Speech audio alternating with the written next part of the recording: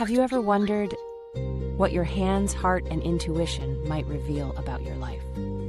Welcome to Live Soul Readings, Hands, Hearts, and Higher Guidance with Cynthia Clark and Megan Brown.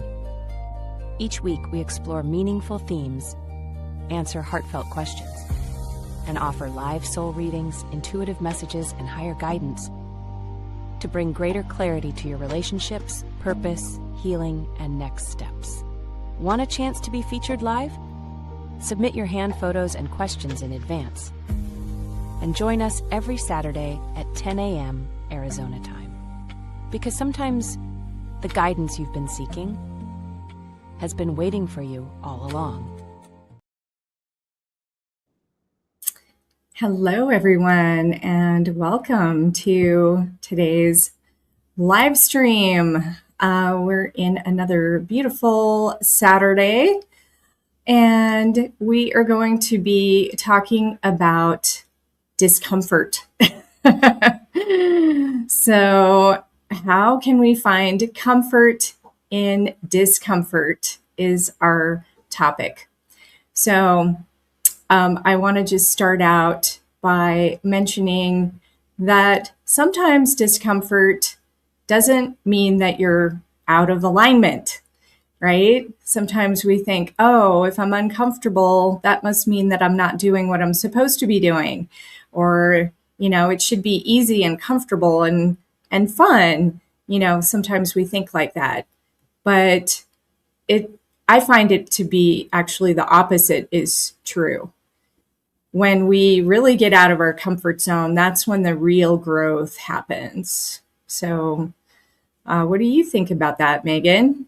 Oh, I absolutely agree. As a matter of fact, the discomfort, as I'm listening to you, I'm thinking, I've had so much discomfort in my life that I finally got to a place where I can look at it and say, oh, okay, well, why? I just, ask the questions.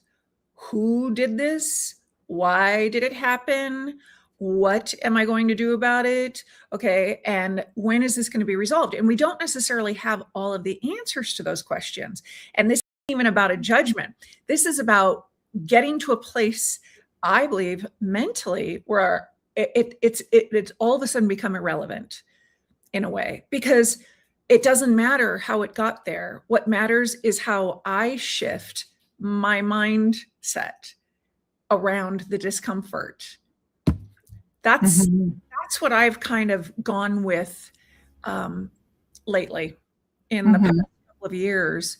And oh yes, I have those moments just like the rest of us where, oh, this doesn't feel good. This is like, oh, and it's frustrating, but I always try and go back in and say, it's all good. Everything's happening, like you said, for growth. And I think that the growth is in how we handle it within ourselves, Yeah, absolutely. Yeah, I was just thinking about some examples of discomfort that I've gone through in my life. And, one of the ones that came up was back when I was running my restaurant in southern Utah. And we lived in a really tiny, tiny town. It was called Springdale, Utah. It's right outside of Zion National Park. And there's only 425 people that live in that town. I mean, we're talking as tiny as can be, like you blink and you would miss it, right? But except for the fact that it's right outside of a national park. So because of that, and because they actually get millions of visitors per year, I mean, it's kind of it's a big town, but a little town at the same time, if that makes sense. Okay. But there's only one road going in and out, right? So I used to live in the city. I used to live in Salt Lake City, which is a fairly big city. And you have to have a certain mentality to drive, right? You have to be comfortable getting on the freeway, and you have to be comfortable on big streets and lots of traffic and things like that. So anyway, after a few years of working in Springdale, I started to get more and more fearful of driving in the city. And I remember my husband at the time he was like, well, I'm not going to be driving you everywhere. No. It was hilarious how he put it. He's like, you better just get comfortable. And so, because I was going back to Salt Lake and I'd be like, I'm uncomfortable being on the freeway. I'm uncomfortable doing this. And he's like, well, you better just get over it. And he was very matter of fact about it. And he was right, of course, because if you put yourself in this little box and you allow yourself to let the fear overtake you, and then you just say, well, I'm just not going to drive anymore. I mean, what kind of solution is that? I guess you could take Uber, but that could be a lot more expensive and less convenient, and it's so disempowering. Right? So I ended up just saying, okay, you're right. I need to get comfortable driving in the city again. And so, because he used to be the driver, right? He used to be the one always driving. And so he started taking, the passenger seat for once. And he let me just start driving more and more in the city. And I'm like, okay, yeah, I can get back into this. And I used to do it all the time. So it wasn't a big, it's like, I can do this. We have a memory, and we have a muscle memory too, right? A lot of things that we get comfortable with, we can pick it back up, is what I'm saying. Yeah, I agree. We absolutely can. It's just gaining that confidence too. What you're talking about as well. Yeah, doing exactly. So, I mean, you can apply this to basically anything in your life. If there's something that you're not comfortable with, you have to look at it like, is this something that's going to actually help me grow? Is this something that's good for me? Maybe I should take a look at it. And, it's like building that muscle. It's like practicing. We have to practice. And sometimes we don't want to practice. Right? Yeah. I get it. So, Megan, I wanted to bring up, where people don't practice tends to be in the places such as the emotional realm, right? They don't want to feel those uncomfortable feelings. So they completely avoid them and they bury them. Yeah, as if they're going away, as if those feelings are going away. And if I don't talk to it, if I don't have anything to do with it, it won't bother me. It won't do anything. Exactly. It's enough, because I felt that, in my past. And then once I had my NDE, it was like, oh no, I really have to talk about things. And there's a place for it. There's a place for talking about emotions. There's a place for feeling the discomfort. And there's a way to do it in such a way where you just honor yourself and allow yourself to express your feelings without an accusatory, this is what I think of it, like without an accusatory behavior in that, this is what you did. And da, da, da. It's like, no. This is how they made you feel. They probably don't have any clue what they did, and I've been faced with that before. Like, what are you talking about? Oh, let me express, what I was feeling around this. So that is definitely a growth process for sure. Trying to articulate the discomfort in conversations. And I know that I used to feel like withdrawing and shutting down, because sometimes it was difficult to talk. And I was married, so I'm referring to that. And it was difficult to talk in moments because it was, okay, well, why would you say that? And when I'd come out and express my feelings, it was met with kind of a discomfort sometimes, not all the time, kind of a discomfort sometimes. And it's difficult, but that's where I also learned the emotions of myself are extremely valid. And there are different decisions that have to be made. And there are different ways of going about dealing with the discomfort. And I totally resorted to meditation and writing because I thought, wow, these are really beautiful ways to feel centered, grounded, and share my feelings. Totally unbiased, you know? Yeah, exactly. I think finding a way to work with those uncomfortable feelings in a safe space, I think is so key. And Yeah. at least be honest with yourself, right? So when you get triggered, this is usually like when stuff comes up, right? Like what is triggering you? And then look at it underneath. So you don't necessarily have to backlash to the person or even respond, right? You could just stay silent if that works better. Sometimes it does work better. But at least be honest with yourself and go inward and ask yourself, why am I being triggered by this? And yeah, journal on it or just go into the feeling of that discomfort. And then whatever it is, give the response to yourself that you wish you would have received or that you wish the other person would have acknowledged. I find that to be very helpful. So, because that's going to go into the energy field of you, and it's going to help you actually process whatever it is that you're needing to process. Yeah. Does that make sense? Yeah.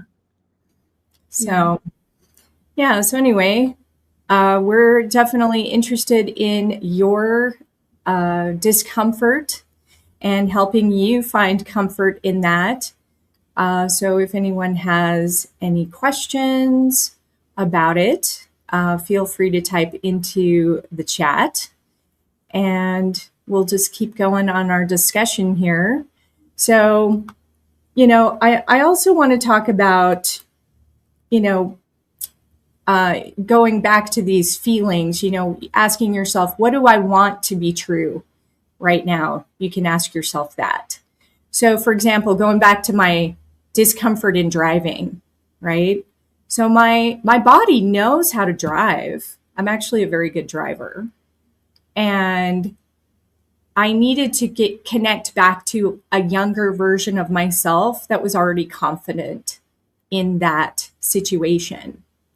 So sometimes it's a memory, right? Like we can lose that comfort over time. Or it could be something that maybe we were never comfortable, right? So another example is when I learned how to ski. And my husband, again, was very adamant of, well, you better just keep up with me or, we're going to have a problem.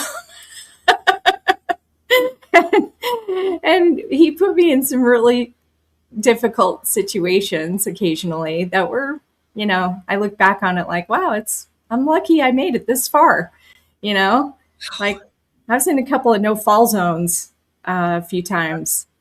And yeah, you trust me, you're going to be careful in those situations, but you have to get through it, right? It's like, okay, I've got a cliff, and I've actually climbed back out off of cliffs before, by the way. So sometimes you have to go down and sometimes you have to go back up. It's like, oh my gosh. But you learn, okay, so in that situation, I'm just going to take you guys through one of these. Imagine you're in Utah, okay, and you're on a cliff. There's nobody around you, and you can either jump that cliff, which is maybe, it wasn't that big. It was maybe 10 or 15 feet, but that's still kind of a long ways. And you could hurt yourself. You could significantly hurt yourself if you're not careful. Now you could ruin your skis, right? That's another thing. You could try to get down off the cliff and just sort of side slip it. And you could pretty much ruin your skis that way, and still fall and probably hurt yourself. Or you can climb back up off of the cliff and try to find another way around because the cliff isn't going to be all the way across the mountain. So in some of those situations, I would just take a deep breath. I would stop at the top of the cliff. I'd be like, okay, I'm safe right here. I'm at the top of the cliff. And what are my choices, right? So definitely slowing your breathing down, super key, and really going back to your skills because you have more skills than you realize. And you can figure stuff out, you know? And so, yeah, I ended up in this situation, I ended up climbing back up because I wasn't ready to take a 15, 20-foot drop. And it's like, I'll find a way around. And I did. So, Wow. Wow. That would freak me out because I mean, the last time I skied so many years ago, it always freaked me out. So I was never passionate about skiing. I tried, but I can just visualize what you're talking about. And I'd be like, I'm out. I'm waiting for the helicopter. Over here. Yeah. Well, and it's so funny too, because I used to always have people who would want to follow me because I always knew where the good powder was. And I don't know, I guess I just gave off that vibe like, oh, she knows where she's going. I want to follow her. So I remember I was in Snowmass one time and I met this guy on the chairlift and he was from Pennsylvania. So you can imagine the mountains in Pennsylvania are not like the mountains in Colorado. And he's like, oh, well, are you by yourself? I was actually skiing by myself that day. And he's like, well, where are you going? And I'm like, well, I don't know. We're going up the chair. And I'm like, oh, this line looks pretty good. I'm kind of pointing out the line as we're going up. And he's like, well, can I follow you? And I'm thinking to myself, well, okay, but how good of a skier are you? So I have no idea. But anyway, so he ended up following me. And it was really funny because he got stuck on some rocks, and I turned around and I'm like, oh my gosh, I'm going to have to rescue this poor guy who really shouldn't have been following me down here. And I could tell he was terrified. Oh, wow. And I'm like, I don't want to be responsible for this. Had to be his lifeguard. I know. I felt like, gosh, I dragged this poor guy into this situation. So I ended up like climbing back up and I'm like, okay, well, let's see if we can figure out an easier way for you to go. Anyway, that was the only run we ended up doing together. He did make it down, but it was funny. So that was, again, it's like, well, but he took a risk, right? So let's look at the bottom line of this. Like that guy took a risk because he saw a guide, me, who he thought, oh, well, if she can go down it, I can go down it, right? Mm-hmm. So that actually leads us to a very important lesson, right? In that, look at the people who are already doing what you want to do. And that's a great way to learn, right? So whatever you want to achieve in your life, well, look at those people and what do they have to do that, right? For me, it was years and years of skiing. I mean, I certainly didn't learn how to go down double blacks, overnight, but I had to become comfortable doing things that were pretty precarious in some kind of difficult conditions and just getting through it. Wow. I couldn't do that. And my dad was a big skier. And I remember him talking to me once saying, oh yeah, I'd go down the Black Mountain, whatever you're talking about.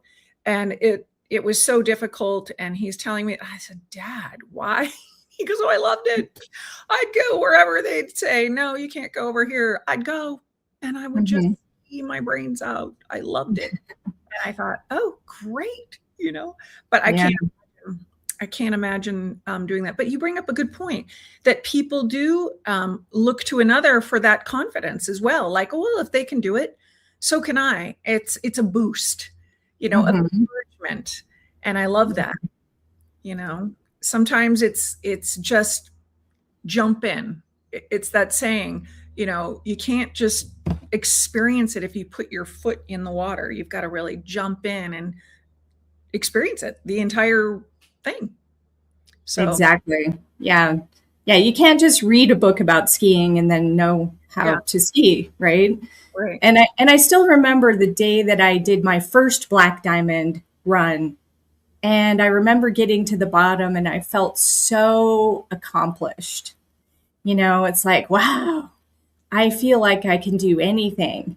It really gave me such a confidence boost Mhm. that, I mean, it was so exhilarating. So maybe ask yourself, what little thing can I do today that could be a win for me, right? Like we want to get those wins under our belt, because if we're constantly pushing ourselves and we're not getting anywhere, that can be very disheartening. And then we can get discouraged. It's like going from the green run to the black run. I mean, you don't want to do that, because you're probably going to get hurt. But what can you do today that pushes you a little bit out of that comfort zone so that you can win at it, whatever it is, and it's going to build your confidence so that you can do more the next time. I love that. Now, you keep making me think of the experience of divorce. And for anybody who's been through a divorce, you know that when sometimes you don't stay friends with the same friends, right? For sure. And those people take sides for whatever the reason. And that is an uncomfortable position to be in. And I remember, and I'm only sharing this because I know that this happens to others as well, where it's, oh, I can't go there because they're going to be there. And it's going to be like this. And I will say now, because I have felt that, now I took on the approach that, well, you don't know the entire story. You can think whatever you want. Anybody can think whatever they want. But until you know the entire story and what's behind everything, then, why would you make an opinion one way or another? Which is what I experienced. But then it was also me recognizing that, and again, I'm saying this for everybody who's looking at this, where we are faced with moments of being uncomfortable in a situation where you run into somebody, like I'll tell you this one. So I went out on a date at the beginning of this year, toward the beginning of this year. Mm-hmm. The date was late. I met him at a restaurant, and who walks in but somebody else I went out on a date with, who comes over. I invited, please come sit down. Then the date walks in. And so it was the three of us just smiling, talking. Neither of them knew, right? So the one that I knew that I'd already gone on a date with is asking this new date, well, how do you know? And oh, well, but it was just so, and I thought, well, just let this play out. I'm not uncomfortable in this. And so when I shared that with my brother, one of my brothers, he said, Megan, that is so awkward. And I said, no, actually, it really wasn't. It was a moment of just being an observer of it's like a situation that happened, and you can't get rid of it except just say, oh, okay, well, like they told me in heaven in my NDE, there's no way out but through. So just breathe, and it was uncomfortable, but not at the same time. It was unexpected. I should say it was just more unexpected. Because I'd never experienced that in my entire life. And there it was. So yeah, amazing. Well, it sounds like you handled it okay. I think I did. And I share that so that other people can handle, awkward situations with others. It doesn't mean you have to be on a date. It could mean that you run into your ex-husband or ex-wife, and there you are and with your friends, and it's like all of a sudden triggers, like you were mentioning earlier, and it sets your mood and puts you in a different mind space for a moment, and just breathe through it. I've experienced it. And you just breathe through it and do the best you can, and then give yourself credit for getting through it. Totally. Give yourself credit, because we don't look, I don't think enough people give themselves enough credit, for how I they agree. situations. I think a Yeah. lot of people are very hard on themselves, is what I've noticed. And I should have done this, or it could have been better if or I'm this age and I shouldn't be at this emotional juncture in my life. Well, it takes what it takes. Don't judge yourself for what you are just now knowing. Mhm. Cut yourself slack. Exactly. Yeah. People are so hard on themselves. I'm sure that poor guy from, Pennsylvania was really hard on himself, and he probably felt really stupid. It's like, I'm following this girl and I can't even keep up. That actually happened a lot with me, by the way. But it's like, come on, get over it. Like, the ego, like, how many times a year do you ski? If you're from Pennsylvania, probably just 3 or 4 times, right? And I was skiing, 60, 70 days a year. I mean, it was a lot for me. So it was just another day.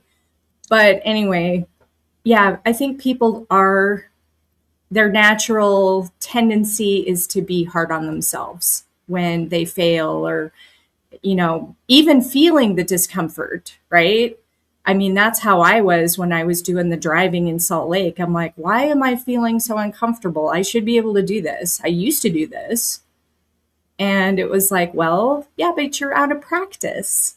So you need to cut yourself some slack, get back into practice, and you'll be fine. Yeah.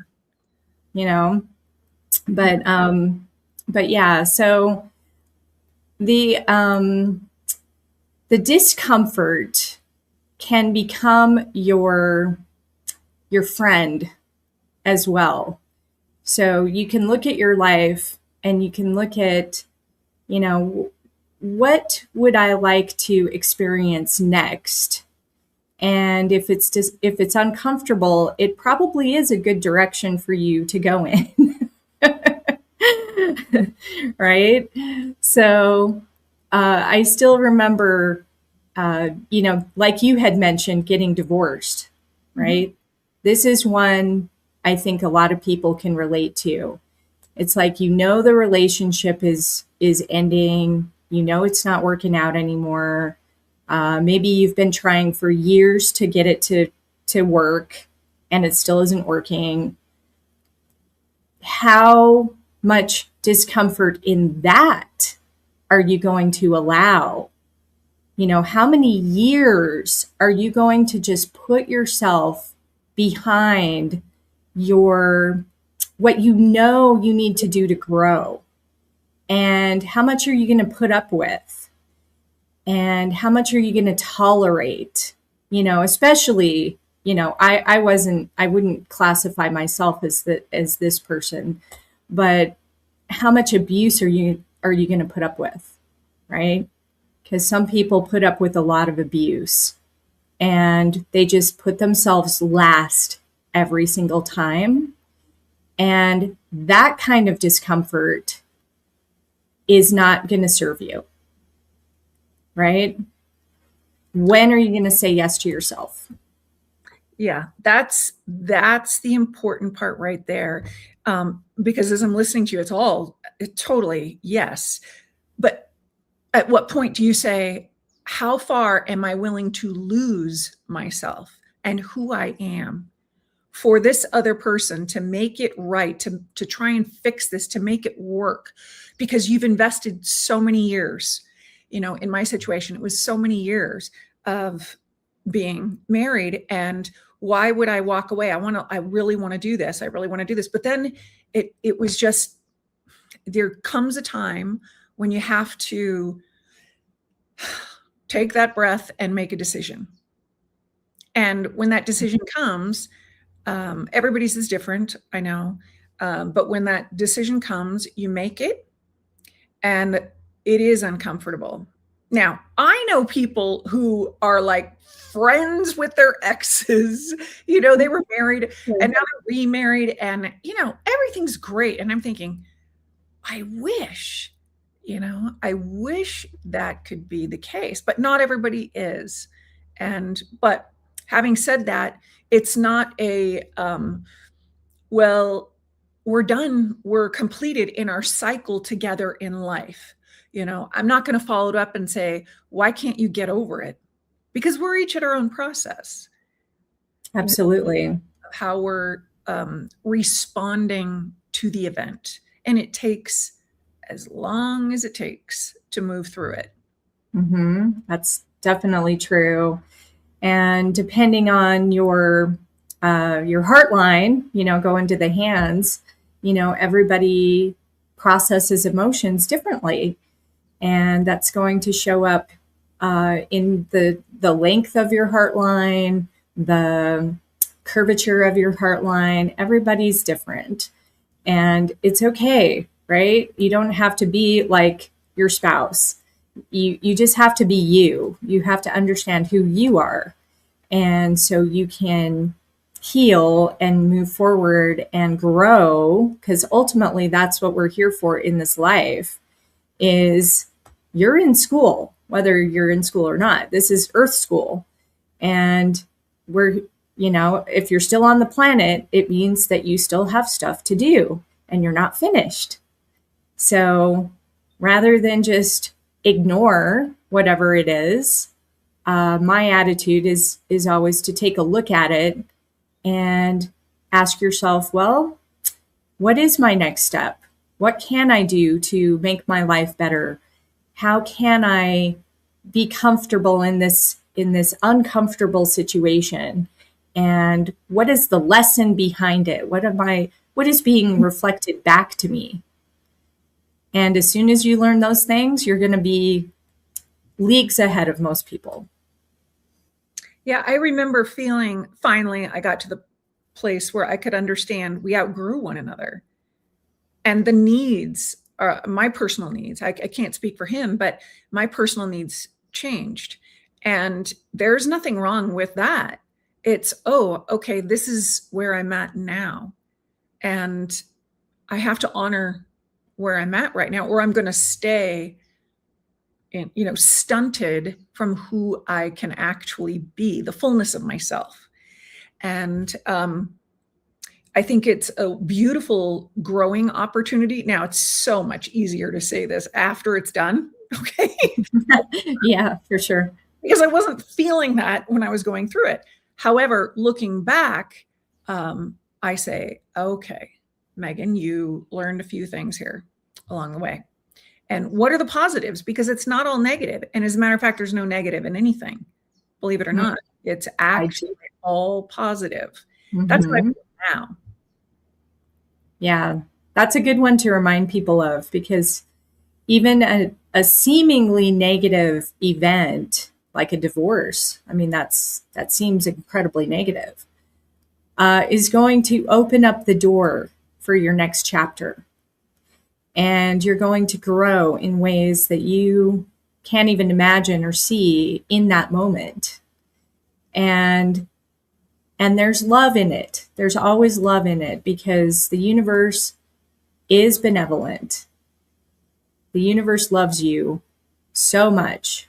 And you have angels and guides and a support team, a galactic team. I mean, there's so much support around you all the time. And a lot of times we don't even acknowledge it or even recognize it. And sometimes it can be disheartening when we forget, right? So if we turn that lesson upside down and we look at it like, what is the opportunity in this? That you'll find a way through. So, with a different set of eyes, I might add. I know this is what happened for me, as I began to look at myself differently, listen to conversations just in general with people. I even looked at people differently, not in a negative way, but in other words, okay, what is it that I'm really hearing? What is it that I'm really seeing? When you get to that part of yourself where you feel like, okay, this isn't this isn't going to work here. What is it? Why? I mean, you've got to ask yourself. You've got to look at yourself and really dissect yourself in a positive way, where you say, "Oh yeah, this is where I'm at. This is what I need to feel fulfilled on an emotional level." Yeah, good point. So let's talk a little bit about your upcoming class, Megan. Yeah. I'm going to put it up here on the screen. It's called Who Did You Have to Become? I want to hear more about that. Well, everybody is trained, I will say, in their lives. We are raised a certain way, and therefore we are trained a certain way. And we are told this is the path, this is the journey, because this is what's been, given to us. And we do that. We faithfully live our lives. But then there comes a point in life where we say, there's got to be something more. But this doesn't make any sense. And why am I don't really feel this way? Why am I not talking about this? Or why am I withholding? Because you don't understand who you are. And it's so important that we learn to love ourselves at a different level. So that's what this class is about. It's a I'll say spiritual, because it came from a near-death experience. It's not religious by any means, but it is about self-love and self-journey that you can assist yourself with, and every situation, as a matter of fact, knowing about what love really is. That sounds like a great class. And when is it coming up? Oh, so it begins Tuesday, September 1st at 5 p.m. Arizona time. Okay. Well, terrific. So anybody who's interested, you can just go to conversationswithmegan.com and check out her event. And I'm also going to talk a little bit about the class I've got going on. Mine is called the Diamond Heart. And so talking about this emotional stuff, to me, I see the compass direction. We have four directions in the compass. So the south direction for me is the heart, and it represents our emotional energy. So we have these 10 heart chambers in our hands. So our heart line is going to reflect how the emotions come through. And then the heart chambers show actually what is blocked or trapped within you. And so this, the diamond heart is a way for you to navigate the 10 heart chambers and actually heal whatever is blocked within those chambers, so that you can move forward in your life and really feel confident and safe and loved as you navigate your next chapter. So that's what the Diamond Heart is, and it's a 3-month course. So because emotions are complex and it takes a while to process all that. But anybody who's interested can just go to ascension17.com, and then the course page is where I've got that located. So we're open to taking any of your questions. If anyone wants to type a question into the chat, we are here to assist you. And while we're waiting for questions to come in, I just want to make a comment too. Sometimes things happen to your hands, by the way. So I had a discomfort this morning. I banged my finger, my Jupiter finger, pretty hard. And Jupiter, by the way, this is the index finger, represents your power. It represents leadership. It represents ambition and how you see yourself. So it's kind of funny. It's all the stuff we've been talking about. And when you have something like that happen in your hand, it's asking you to pay attention to that part of you, because your hand is really your mirror to everything about who you are. So, for example, if you cut your hand, or, you know, you need to look at the location of where that cut is, because it's literally showing you exactly what you need to address within yourself. Wild. I never even thought about that before. I mean, that is, wow. I know. It's so funny. Most people don't think of this. It's like the physical representation of what's going on behind the scenes, and it's going to show up. So, wow. Yeah, I'm it's sorry so funny. you had to go through that. That's horrible. Well, I know, but it's all good because it's making me more aware of, oh, I need to be looking at this today. This is important. And that's why I banged my hand. So, for example, I did a reading a while back who, unfortunately, the lady had cancer and they had to cut off one of her fingers. Oh, no. And so she actually lost her little finger. And the little finger is your communication finger. And it was on her passive hand. So it was her intimacy finger. And she was having trouble with her spouse.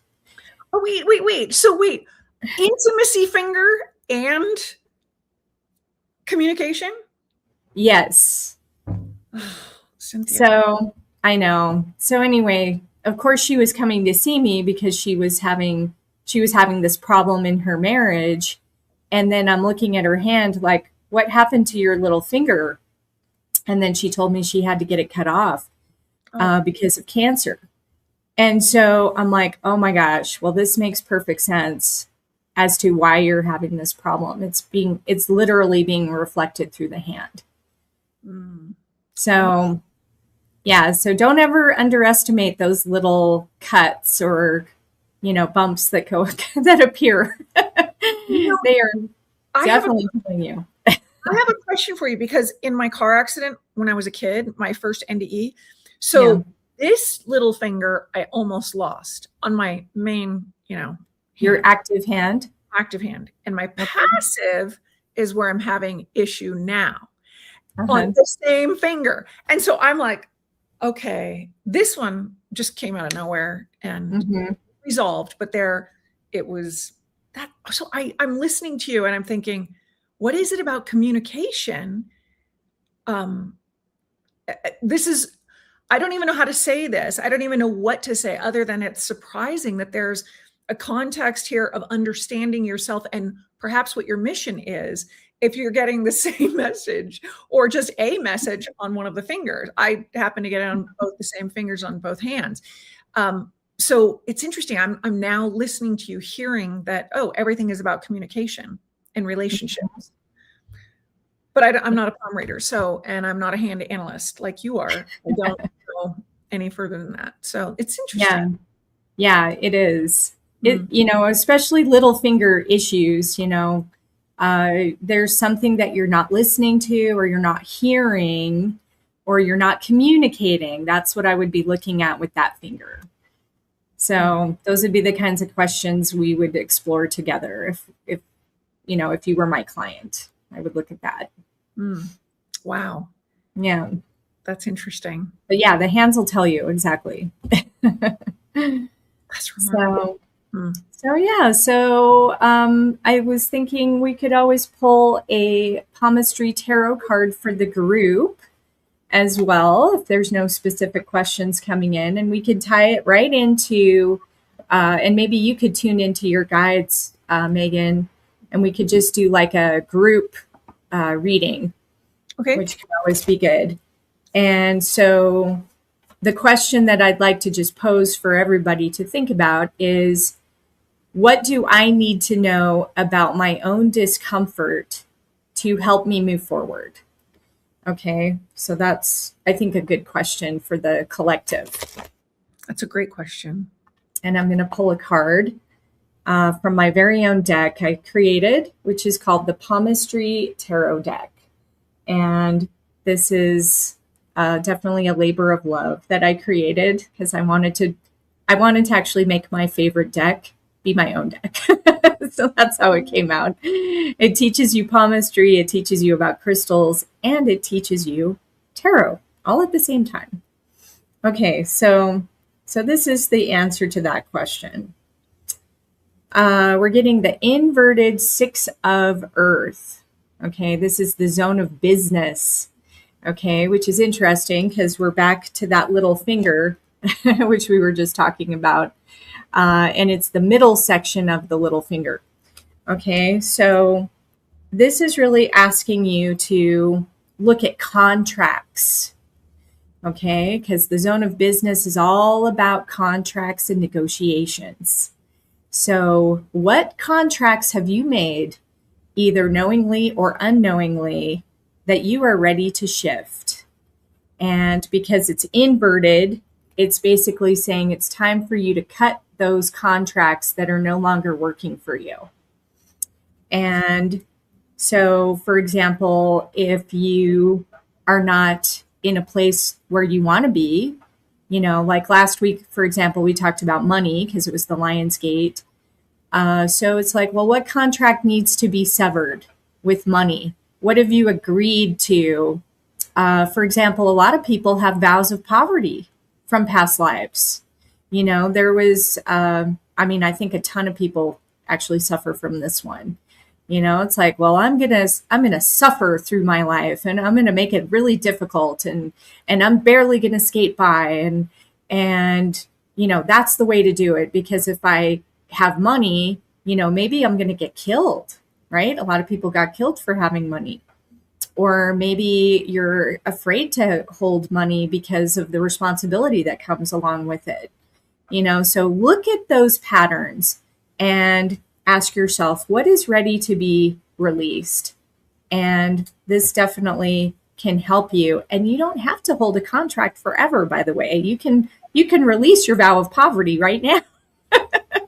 You can just say, you know, universe, I declare and claim my any vow of poverty to now be severed, you know, in all timelines and all dimensions. And you can use your free will to actually cut that. Okay, so we have more power than we realize. I love that. That's really beautiful. As you were doing that card, sharing the messages from the card, I was hearing to step into yourself, your highest self, your power of yourself, and not to silence yourself. So it's interesting because we as a world are being faced with, in variations, situations where we have to hold our thoughts back, or you know, not share completely what we're feeling. And so the message that I'm getting for everybody is to definitely share what you're feeling, and always know that it's not about an argument. It's not about being right. It's about just allowing yourself to be heard. And it's not to ignite or infuse someone in one direction or another. Communication is about thinking and pausing and reflecting on yourself as to what's happening with the other person as well. It's multi-layered is the feeling that I'm getting here, but the message is to step into yourself, hold your own power, and know that your voice matters. So don't withdraw. That's great advice. Definitely one that I could follow.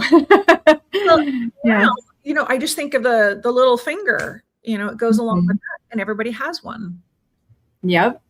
Unless, of course, it got cut off. Yeah. But most of us have all of our fingers. So, all right. So, yeah. So it looks like we don't have any other questions coming in. So I guess we will wrap up for this week. We definitely value everybody who is here. Thank you so much for coming. And we are, we love sharing with you our wisdom from our own experiences to help you in your next steps in your life. So we hope to see you again next week, and have a wonderful week, everyone. Bye.